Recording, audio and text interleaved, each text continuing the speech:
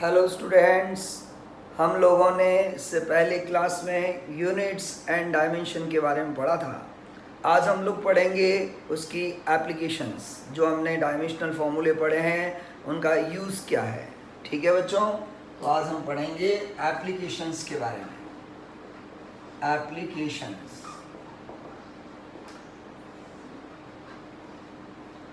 तो first application है to change the unit. To change the unit, किसी भी फिजिकल क्वांटिटी का यूनिट एक सिस्टम से दूसरे सिस्टम में किस तरह से हम चेंज कर सकते हैं उसके बारे में इसमें पढ़ेंगे हम। एक एग्जांपल लेते हैं। Mass of any object is equal to 20 kg, जिसको हम 20,000 ग्राम लिख सकते हैं, क्योंकि हमको पता है कि 1 kg में 1000 ग्राम होते हैं। 1 मीटर में 100 सेंटीमीटर होते हैं, पता है हमको। 1 पौंड इज इक्वल टू होता है 453 ग्राम्स। तो इस तरह से जो चीज़ें हमें पता है तो हम उसको इजीली कन्वर्ट कर सकते हैं। केजी को ग्राम में कन्वर्ट कर सकते हैं, मीटर को सेंटीमीटर में कन्वर्ट कर सकते हैं और पौंड को ग्राम में कन्वर्ट कर सकते हैं। इसी तरह से 1 foot is equal to 12 inches होता है, is equal to 12 into 1 inch में होता है 2.45 centimetre, is equal to 30.48 centimetre. इसको 100 से डिवाइड करेंगे तो आएगा 0.3048 मीटर। तो फुट को भी हम सेंटीमीटर में कन्वर्ट कर सकते हैं, फुट को भी हम मीटर में कन्वर्ट कर सकते हैं, क्योंकि हमने 3 सिस्टम पढ़े थे स्टार्टिंग में, MKS, CGS और FPS। तो MKS, CGS और FPS में क्या था? मास किलोग्राम में, CGS में ग्राम में और FPS में पौंड में। लंबाई मीटर में MKS में, CGS में सेंटीमीटर में और FPS में फुट था, और समय सब में सेकेंड था। तो 1 फुट जो होता है उसमें 12 इंचेस होता है, 1 इंच जो है 2.54 सेंटीमीटर होता है, इंटू करके 30.48 सेंटीमीटर होता है, डिवाइड बाई 100 करेंगे तो मीटर में आ जाएगा। तो इस तरह से ये कन्वर्जन हमें पता होता है, या जिनको नहीं पता है तो उनको ये लर्न करना है कि इस तरह से हम इसको कन्वर्ट कर सकते हैं। ठीक है, तो ये हमें पता है। लेकिन कुछ जो हमने बहुत सारे फिजिकल क्वांटिटीज़ पढ़ी, हमने बहुत सारे डायमेंशनल फॉर्मूले पढ़े, तो उनका कन्वर्जन हमें डायरेक्ट पता नहीं है। जैसे मान लो suppose 1 newton is equal to how much dyne, 1 joule is equal to how much erg. तो उसको हम किस तरह से कन्वर्ट करेंगे, तो एक यूनिट को दूसरे यूनिट में कैसे कन्वर्ट करते हैं उसको ध्यान से सुने। तो देखिएगा 20 जो है वो इसकी न्यूमेरिकल वैल्यू है, इसको मैं N1 लिख दूँ। kg इसका यूनिट है, इसको लिख दूँ U1। 20,000 जो है वो इसकी न्यूमेरिकल वैल्यू है और ग्राम्स का नया यूनिट है। तो इस तरह से किसी भी फिजिकल क्वांटिटी का यूनिट चेंज करने से n इंटू यू का जो प्रोडक्ट है, numerical value into unit is equal to numerical unit into unit जो है कांस्टेंट रहेगा, उसकी वैल्यू सेम रहेगी। यदि यूनिट बड़ा है, केजी बड़ा यूनिट है तो न्यूमेरिकल वैल्यू स्मॉल है, ग्राम छोटा यूनिट है तो न्यूमेरिकल वैल्यू बड़ी होगी। इस तरह से N1 U1 is equal to N2 U2 होता है। ठीक है, आप इसको पहले लिख लीजिए एक बार, फिर अपन आगे चलते हैं।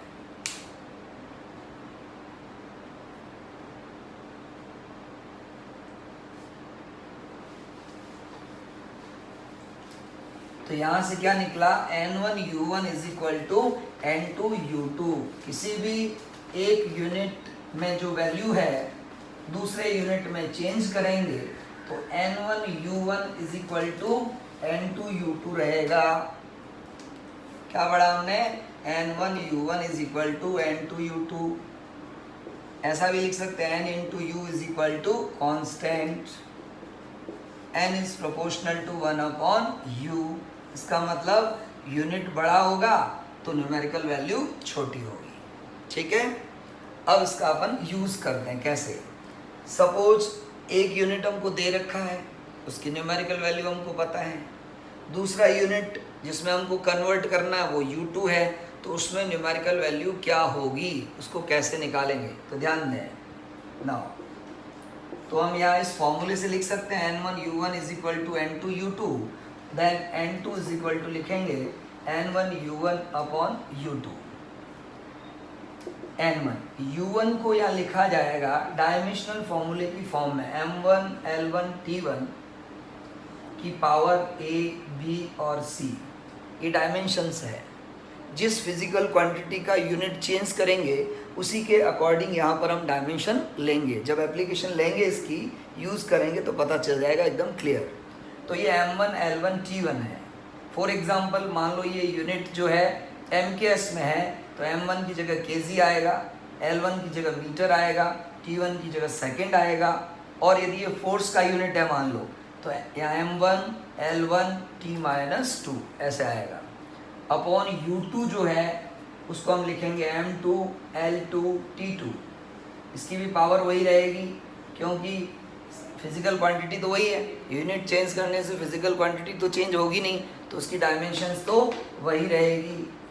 अब मान लो ये MKS था, तो अपन ने कहा ये kg, मीटर और सेकेंड, और इसको CGS में कन्वर्ट करना है, तो यहाँ पर आ जाएगा ग्राम, सेंटीमीटर और सेकेंड। और जो भी फिजिकल क्वांटिटी होगी उसके अकॉर्डिंग यहाँ पर डायमेंशंस आ जाएगी, और ये इसकी इनिशियल न्यूमेरिकल वैल्यू होगी इन यूनिट U1, और जिस यूनिट में चेंज करना है उसकी वैल्यू आ जाएगी। तो यहाँ एक फॉर्मूला बनेगा N2 is equal to N1 equal to N1, और इसको अपन एक साथ लिख सकते हैं M1 अपॉन M2 की power A, L1 upon L2 की power B, T1 upon T2 की पावर C, ऐसा लिख सकते हैं। ये एक फॉर्मूला है यूनिट कन्वर्जन का। इसका कैसे यूज़ करेंगे आप इसको लिखें पहले, फिर मैं बताता हूँ कैसे यूज़ करेंगे।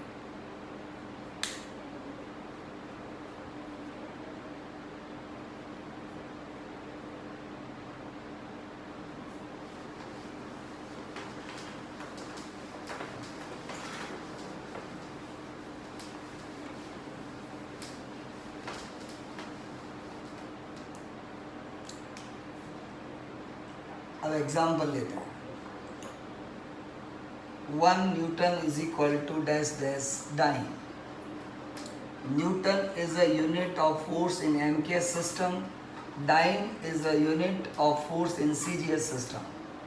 Now we have to convert unit of MKS into unit of CGS। MKS का जो यूनिट है उसको CGS में कन्वर्ट करना है, और यहाँ पर क्या वैल्यू आएगी वो निकालनी है। ठीक है, तो ध्यान दें। तो N2 इज इक्वल टू formula N1 M1 upon M2 की power A, L1 upon L2 की पावर B और T1 अपॉन T2 की पावर C। ध्यान से देखें, N1 मतलब ये न्यूमेरिकल वैल्यू, यहाँ पर 1 है तो 1, 2 है तो 2, 10 है तो 10, तो यहाँ 1 है तो 1 लिख दिया। ठीक है, इनटू। अब M1 L1 T1 ये यूनिट U1 को बताते हैं, तो यहाँ पर U1 कौन है, न्यूटन। किस सिस्टम में है, MKS, बस इतना पता होना चाहिए MKS। इसका मतलब M1 की जगह kg, लेंथ की जगह मीटर और टाइम की जगह सेकेंड आ जाएगा, अपॉन जिस यूनिट में चेंज करना वो कौन से सिस्टम में आता है, CGS। CGS में यहाँ ग्राम, सेंटीमीटर और सेकेंड लिख दो। अब ABC न्यूटन किसका यूनिट है, फोर्स का। फोर्स का डायमेंशनल फॉर्मूला क्या होता है, M1L1T-2। तो A की वैल्यू 1, B की वैल्यू 1 और C की वैल्यू -2। ठीक है, अब इसको सॉल्व करेंगे। kg को हम लिख सकते हैं 1000 ग्राम अपॉन ग्राम ऊपर पावर 1। मीटर को लिख सकते हैं 100 सेंटीमीटर अपॉन नीचे सेंटीमीटर पावर 1। सेकेंड कट जाएगा, पीछे बचेगा 1, और 1 की पावर कुछ भी हो कोई फ़र्क नहीं पड़ता, फिर भी लिख देते हैं -2। ठीक है,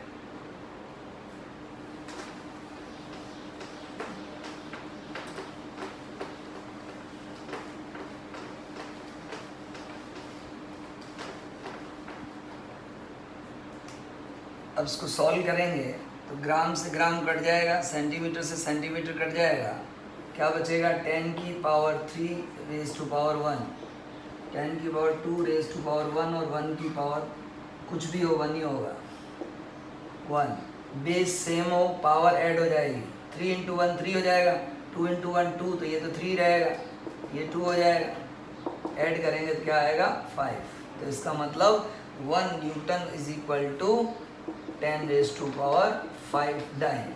इस तरह से हम यूनिट चेंज कर सकते हैं, मतलब यूनिट चेंज करेंगे तो न्यूमेरिकल वैल्यू क्या आएगी वो निकाल सकते हैं, कहने का मतलब ये है।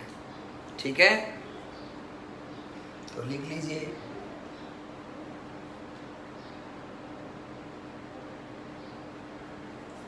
Next example.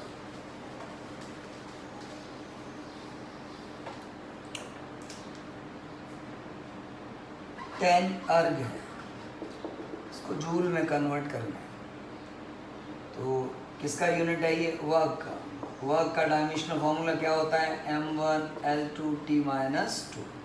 अर्ग किस में आता है, CGS में, बस इतना पता होना चाहिए। जूल किस में आता है, MKS में।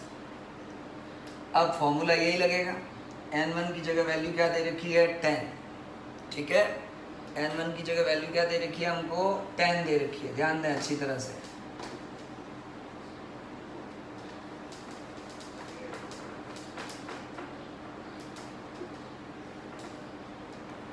अब इसमें जो फर्स्ट यूनिट है वो CGS है, तो m1 की जगह ग्राम आएगा, लेंथ की जगह centimetre upon second. Second unit कौन सी है, MKS, नीचे kg आएगा, मीटर आएगा और सेकेंड आएगा। m1 L2 यहाँ पर 2 आ जाएगा और T-2 -2 आ जाएगा। ठीक है, अब इसको सॉल्व करेंगे अपन। 10 इंटू ऊपर ग्राम है, नीचे केजी को अपन लिख देंगे 1000 ग्राम। ऊपर सेंटीमीटर है, नीचे मीटर है, मीटर को लिख देंगे 100 सेंटीमीटर, और सेकंड कट जाएगा 1 रेज़ टू पावर -2। अब ग्राम से ग्राम काट सकते हैं, सेंटीमीटर से सेंटीमीटर काट सकते हैं। 10 की पावर 3 ऊपर जाएगी -3 हो जाएगी, 10 की पावर 2 ऊपर जाएगी -2 हो जाएगी, और 1 की पावर कुछ भी हो 1 रहेगा। 10 इंटू -3 की पावर 1 है, पावर पे पावर होती है तो इंटू होता है, -2 की पावर 2 है मतलब -4 हो जाएगा। ठीक है, ऐसे हम सॉल्व कर सकते हैं।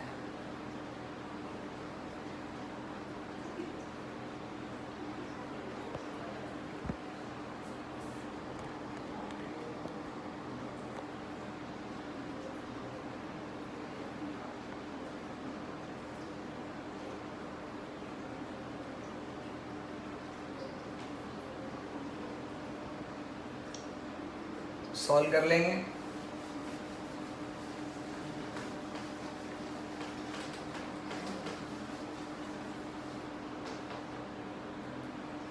देन तो क्या आएगा देखिएगा, इसका मतलब इक्वल टू 10 इंटू ये 10 की पावर -7 हो जाएगा, ये इंटू है, तो हम लिख सकते हैं 10 अर्ग इज इक्वल टू 10 इंटू 10 की पावर -7 जूल।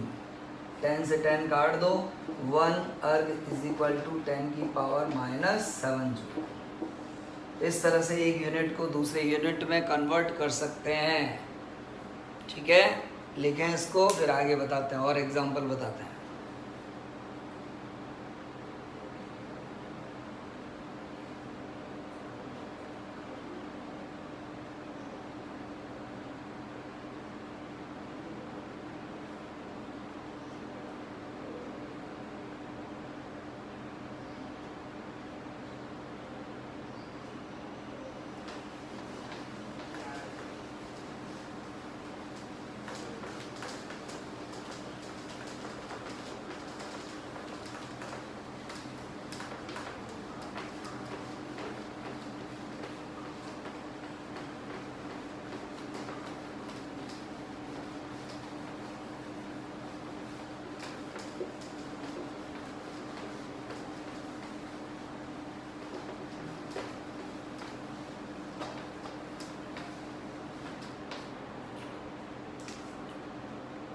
नेक्स्ट एग्जांपल है ग्रेविटेशनल कांस्टेंट जो होता है, यूनिवर्सल ग्रेविटेशनल कांस्टेंट, इसकी वैल्यू होती है 6.67 into 10⁻⁻11 newton into metre square upon KG square. मतलब ये इसका एमकेएस यूनिट है और ये वैल्यू है। तो सीजीएस में ये वैल्यू क्या हो जाएगी? सीजीएस में, सीजीएस का मतलब न्यूटन की जगह डाइन आ जाएगा, मीटर की जगह सेंटीमीटर अपॉन ग्राम स्क्वायर। तो कैसे सॉल्व करेंगे? बहुत simple, n2 is equal to n1 की वैल्यू रख दूं सीधी, ये रही वैल्यू। अब इसका डायमेंशनल फॉर्मूला हमको लर्न होना चाहिए, m-1 L3T-2। ये -1, ये 3 और ये -2 नहीं तो हम यहाँ से निकाल सकते हैं, बता रखा हमने। अब पहले कौन सा एमकेएस है, मतलब केजी आएगा, नीचे ग्राम, सीजीएस ऊपर मीटर, नीचे सेंटीमीटर, सेकंड, ये तो कट जाएगा। 6.67 माइनस 11 केजी अपॉन ग्राम को सीधा लिख दूँ 1000, क्योंकि KG is equal to 1000 gram होगा, ग्राम से ग्राम कट जाएगा। Metre is equal to 100 centimetre, centimetre cut जाएगा, 100 बच जाएगा, और 1 की पावर कुछ भी हो 1 होता है। तो 6.67 माइनस 11, 3 रेज़ टू पावर -1 है, पावर पे पावर होता है तो इंटू होता है, इंटू 10 की पावर 6 हो जाएगा। टोटल सॉल्व करेंगे 6.67 इंटू -11 और -3 -14 और +6 -8 बचेगी। तो ये आंसर आ जाएगा सीजीएस में, जी की वैल्यू सीजीएस में ये आ जाएगी। ठीक है,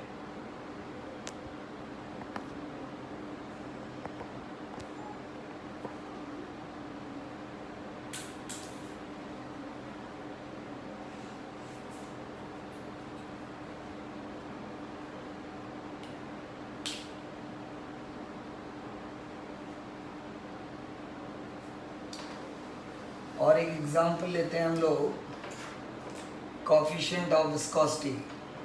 coefficient of viscosity, coefficient of viscosity की कोई भी वैल्यू दे रखी है हमको, क्योंकि ये कांस्टेंट नहीं है, कोई भी वैल्यू दे रखी है, मान लो फॉर एग्जांपल 1 ही है in MKS system, find out in CGS system. ठीक है, तो सबसे पहले इसका डायमेंशनल फॉर्मूला आपको पता होना चाहिए, m1 L-1 T-1 निकाल चुके हम पहले जब हमने पढ़ा था। ठीक है,